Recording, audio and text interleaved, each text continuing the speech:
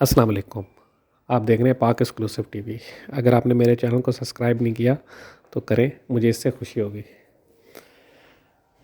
آج supreme court نے ایک بہت بڑا فیصلہ کیا اور 16,000 سرکاری ملازمین جو اس سے پہلے 96 سے لے کر 99 تک نکالے گئے تھے، اور آصف علی زرداری جب صدر پاکستان تھے تو انہوں نے ان کو بحال کیا تھا، لیکن اس کے بعد جو ہے پھر ان کو ملازمت سے برطرف کر دیا گیا، اور اس حوالے سے یہ کیس سپریم کورٹ میں چل رہا تھا۔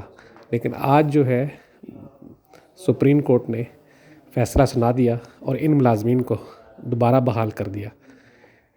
کچھ شرائط کے ساتھ ان کو بحال کیا گیا ہے، لیکن سرکاری ملازمین اس معاملے میں بہت خوش ہیں، اور ان کا کہنا ہے کہ سپریم کورٹ کا یہ فیصلہ بہت اچھا ہے